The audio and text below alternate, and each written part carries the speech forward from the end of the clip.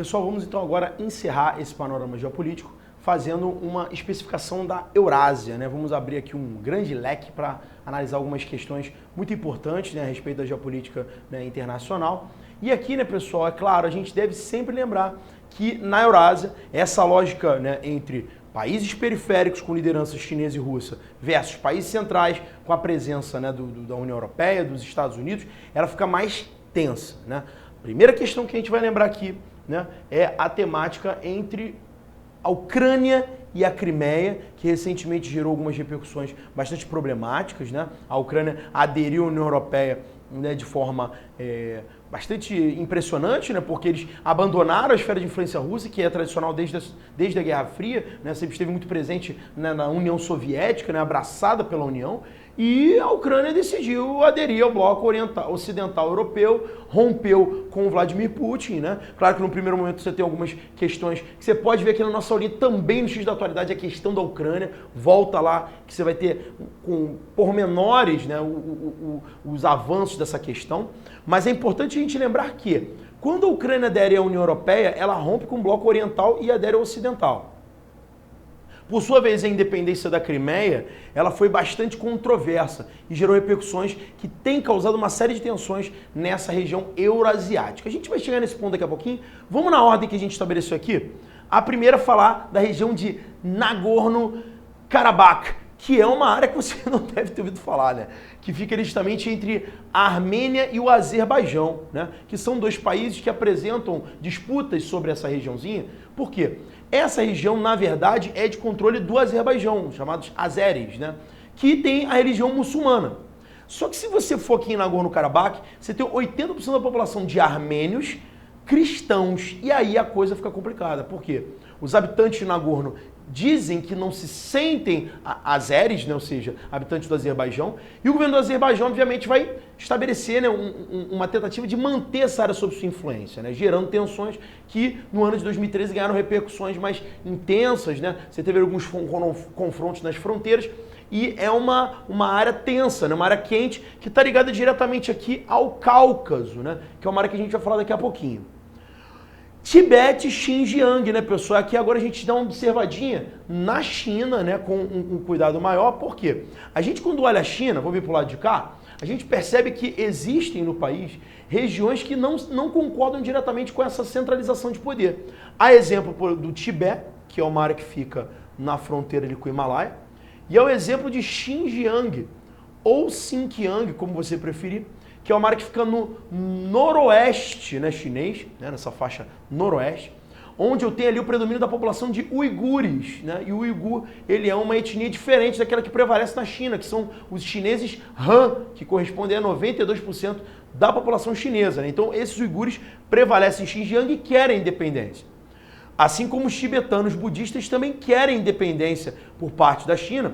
E o que os chineses tratam como estratégia? Eles mandam os chineses de etnia Han viver nessas regiões separatistas, bancando, obviamente, os custos dessa galera, para tentar diluir essas etnias e fazer com que o ímpeto separatista seja menor, né, galera? Claro que uma atitude muito arbitrária por parte do governo chinês, uma repressão muito forte por parte dos exércitos, que tentam ali evitar esse tipo, né, de separação, de fragmentação do seu território. Inclusive, né, a capital do Tibete, Lhasa, né, que é uma das cidades mais altas do mundo, né, ficar em 5 mil metros de altitude, hoje você vai criar uma grande estrada, Lhasa, né, ligando ao território chinês na parte central, para tentar integrar, criando fluxos, né, capitalistas, fluxos de informações de pessoas, de modo a diluir um pouco esse ímpeto de separação do Tibete, que ganhou muita força com a Olimpíada de Pequim em 2008.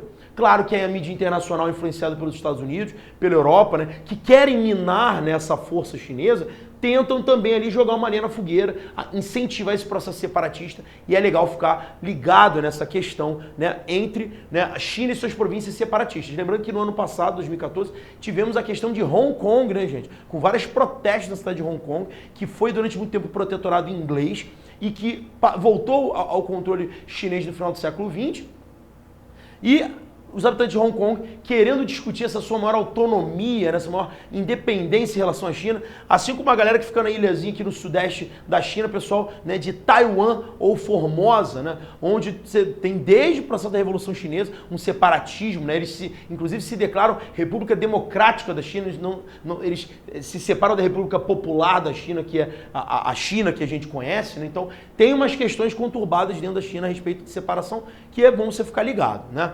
Os vestibulares adoram tratar dessa temática. As Coreias, né, pessoal, o processo de fragmentação mais polêmico talvez da Ásia, né? Coreia do Sul, Coreia do Norte, que na Guerra da Coreia nos anos 50, né, foi fragmentada por uma influência chinesa socialista no Norte, que estabeleceu a Coreia do Norte, influência americano-capitalista no Sul, estabelecendo a Coreia do Sul, que é uma potência, né, gente, capitalista, é um tigre asiático tradicional, tem empresas fantásticas como, né, a Samsung, Kia, né, a Hyundai, né, a própria LG, que são gigantes, né, chamados chaeballs, né, as companhias transnacionais sul-coreanas, contrastando com um norte extremamente pobre, em dificuldade, com uma realidade ditatorial estabelecida, né, pelo ditador, né, que é o Kim Jong-un, né, pessoal, aquele menino fofinho, né, que você vê ele com o cabelinho sempre cortadinho, batido na nuca, mas que é um cara sinistro, já mandou matar o tio, mandar matar primos, opositores, então verdadeiramente uma área ditatorial que entrou em muitas tensões fortes em 2013, né, pessoal? Existem áreas industriais, inclusive na faixa limítrofe, né, chamado Paralelo 38, que fazem a divisão entre as Coreias, que recentemente foi até reativada a atividade industrial, houve uma reaproximação, mas as tensões sempre são presentes, né? É importante lembrar que as Coreias são um barril de pólvora que a qualquer momento pode entrar em explosão e isso gera, né, repercussões geopolíticas importantes. Lembrar da questão da Abkhazia, Ossétia do Sul e Crimeia, chamadas pelo Vladimir Putin recentemente de Novorússia. Medo. Medo porque Putin é aquele cara que você vê no meme no Facebook montando o urso, né, gente? É um cara que já foi da KGB, foi das Forças Especiais, é um cara extremamente militarista e que tem uma política territorial muito expansionista, né? Como todo bom militarista, ele tem essa visão de território, né? A Abkhazia e a Ossétia do Sul tiveram essa questão mais forte com a Rússia no ano de 2008, onde essas duas províncias, que eram controladas pela Geórgia, receberam apoio logístico militar russo para buscar sua independência. Essa independência não foi conquistada na totalidade, mas a Rússia já prometeu apoio irrestrito a essas regiões como em relação à sua separação, à sua independência. E a Crimeia, a questão mais fresquinha, mais novinha, que tem a ver com um pedaço da Ucrânia, que no processo de saída da Ucrânia da esfera de influência russa para a União Europeia, foi mantida sob controle russo, né? Uma área que tinha ali, né, uma população de aproximadamente 60% de habitantes de origem russa. O Putin, na época, estabeleceu um plebiscito, né, indiretamente, né, ele incentivou um plebiscito popular que teve 92% de aprovação para a independência da Crimeia. A Ucrânia não reconheceu, é uma coisa importante da gente frisar, e as contendas começaram, né, pessoal? Uma série de confrontos na fronteira entre Ucrânia e Crimeia, que culminaram inclusive na queda do avião MH17 da Malaysia Airlines, né, que carregava lá 100 cientistas que estavam descobrindo a cura para o vírus HIV. Você vê que o planeta Terra, né, gente? Ele já é tão bom e o que há de melhor, que são cientistas buscando cura de doenças, eles morrem por questões estúpidas, territoriais, que acabaram, né, culminando ali numa ruptura entre Rússia e União Europeia, né? A Rússia rompeu relações comerciais com a União Europeia. Hoje, né, até o espaço aéreo russo está fechado para aeronaves europeias, numa situação bastante controversa. O comércio mútuo está fechado e você vê que existe, né, como alguns falam, uma nova cortina de ferro, né, gente? Dividindo esses dois lados aí da questão. Vamos aqui falar do Cáucaso, aí é ironia, né? A ironia por quê? Por um lado, Putin, a Rússia, influenciam a separação de certas regiões para trazer para sua esfera de influência. Novorússia, né? Ou seja, né, esses caras fazem parte de uma nova Rússia. Pô, que parada bizarra, né? Mas temos que lembrar aqui também de quê? De que o Cáucaso é uma regiãozinha separatista entre o Mar Negro e o Mar Cáspio, que a gente sabe que são as áreas principais produtoras de petróleo e gás natural na Rússia. E o Cáucaso, que tem ali regiões emocionantes como a Ingushétia, como o Daguestão, né, como a Chechênia, que querem a sua separação da Rússia. E a Rússia não tolera de forma alguma discutir isso. Por quê, pessoal? A Rússia tem mais de 150 grupos étnico-linguísticos. Se ela autorizar a independência de um grupinho que seja, o que ela pode ocasionar? Uma fragmentação múltipla do seu território. Lembrando que a Rússia ela é uma federação de repúblicas, né? Ou seja, são várias repúblicas que se associam sob um governo central representado hoje pelo Vladimir Putin. Então a gente percebe que Internamente ela tem questões de fragmentação, regiões que querem separação, que querem independência, mas ela incentiva externamente a área a se tornar independente. É uma coisa que parece um contrassenso, né? É aquela famosa frase, de pimenta nos olhos dos outros é refresco, né? E o Putin leva isso bem adiante, né? Aqui lembrar da questão da Caxemira, né, pessoal, que é uma área que fica entre o Paquistão e a Índia.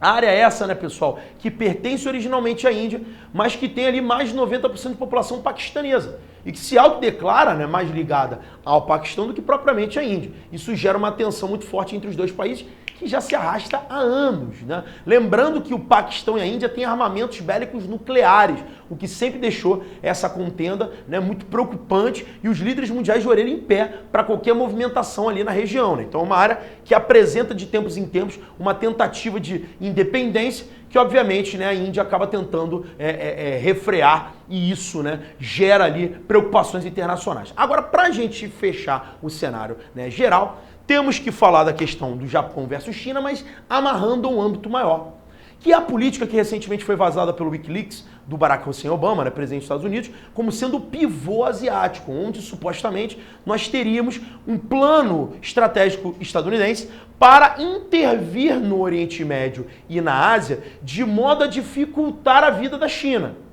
Vamos lá, pessoal, olha só, começando aqui da poderosa Síria, que se liga ao Líbano, e mais aqui embaixo nós temos quem? Israel. Israel é uma área de influência estadunidense, todos sabemos disso. A Síria, juntamente com o Iraque, sofre hoje com um fantasma chamado ISIS, Estado Islâmico, né? Islamic State, onde a gente percebe uma situação muito controversa. Por quê? No ano de 2014, o Obama tentou aprovar no Congresso americano um ataque à Síria. Aliás, a Síria já está na bola da vez há muito tempo, né? Desde aqueles ataques com armas químicas a crianças, né, aquelas cenas horrendas, que nunca se provou exatamente que foi o governo sírio que ordenou, né, o Bashar al-Assad, mas que a comunidade internacional ficou revoltada e os Estados Unidos já tentavam ali plantar uma semente de discórdia. Houve essa solicitação para ataques à Síria e agora a Síria é ocupada por um grupo que é o Estado Islâmico, que pega a metade norte da Síria, já quase a totalidade do Iraque. E aí, meu irmão? E aí que é a questão seguinte, vamos imaginar, situação hipotética, muito difícil de acontecer, né, pessoal? Você nunca viu isso na história. Que os Estados Unidos resolvam atacar esse inimigo. Né, uma coisa que você nunca viu acontecer, né? É raro de se observar na história. E vamos supor que ele vença, né? Até porque quem investe 700 bilhões de dólares por ano em armas tem a obrigação de vencer o Estado Islâmico. Acabou com o Estado Islâmico, tá? Olha só que maneiro. Israel, Síria, Iraque, opa, parou aqui. Parou onde, amigos? No Irã, que é um inimigo declarado da geopolítica americana já há anos. Do outro lado eu tenho Afeganistão, Paquistão, que tem bases militares americanas. Ó, é importante a gente frisar essa questão. Então vamos lá. Pressão de cá, pressão de lá. E aí, pessoal, tem como o Irã segurar? Galera, é por isso que hoje Rússia e China dão as mãos para o Irã. Por quê? Pensa nisso aqui como um tabuleiro de xadrez. Derrubando o Irã, olha que bonito esse corredor, ó. Israel, Síria, Iraque, Irã, Afeganistão. Opa! Tá nas bordas de quem, pessoal? Da China. China treme quando pensa nesse pivô asiático, porque, claro, que é uma estratégia, eu estou conjecturando, mas isso é um plano de longo prazo, 20 anos, onde você pode ter um corredor de influência estadunidense na área de influência chinesa. E aí, pessoal, do outro lado agora eu tenho o Japão, que declara, né, de forma mais contundente seu repúdio à política, né, externa chinesa, e teve em 2013 uma atitude muito controversa. O prefeito de Tóquio diz que o Japão vai comprar as chamadas ilhas Senkaku, que ficam aqui entre a China e o Japão. Esse é o nome dado pelos chineses, pelos japoneses. Os chineses chamam essas ilhas de Diaoyu. Você vê que não tem acordo nem em relação ao nome, né? Até o nome é controverso. O que acontece? Esses caras aqui, eles estão, na verdade, gerando uma desestabilização muito forte da China dentro da sua zona de conforto, que faz com que a China tome políticas agressivas, como, por exemplo, em 2014, o travamento de mira sobre aeronaves chinesas, sobre embarcações japonesas, né? Ou seja, se chega a travar a mira, você tem lá um sensor detectando, né, possível ataque e o ataque não acontece. Ou seja, uma pressão psicológica, uma pressão militar que torna as relações chinesas com o Japão bastante, né, animosas, ou seja, problemáticas, né, opositoras. E é óbvio que isso tem uma influência estadunidense na questão. Os Estados Unidos assinaram recentemente o chamado Acordo Transpacífico, junto com as Filipinas, para tentar criar um corredor de bases militares no Pacífico. O que é isso, pessoal? Evitar a circulação de embarcações chinesas de um lado para o outro. Né? Temos até uma aula aqui no Projeto X chamado China versus Estados Unidos, né? A Guerra Invisível do século XXI, onde você pode ir lá ver esses pormenores. Então é notório, né, pessoal, que hoje a China é incomodada na sua área de influência. Por quê? Porque como a gente viu lá na América Latina, ela também incomoda na área de influência estadunidense. Ela também participa de alargamento de canais, criação de portos, projetos de infraestrutura, para tentar trazer a América Latina para a sua área de influência. Então o que eles chamam aí de Guerra Fria 2.0, não sei se é um termo leviano ou apressado para isso, mas já se percebe hoje no cenário internacional uma dualidade entre Estados Unidos e China, só que isso não é uma nova bipolaridade, isso na verdade é uma afirmação da multipolaridade. Porque se eu tenho Estados Unidos e China, do lado da China eu tenho o BRICS, do lado dos Estados Unidos eu tenho a União Europeia, tenho o Japão. Então, na verdade, a gente percebe aí um antagonismo entre poderes tradicionais no capitalismo internacional e novos nesse capitalismo internacional, que despertam, né, obviamente, né, um cenário geopolítico muito controverso e frenético, né, pessoal? Galera, espero que você tenha gostado desses vídeos que a gente trouxe para vocês de atualidade, esse panorama aí, um especialzinho para você, né, poder fazer o seu vestibular com mais tranquilidade, repassar alguns tópicos aí específicos e mandar bem nas suas provas. Lembrando que o Projeto X sempre está aqui para você e atualidade de verdade é onde?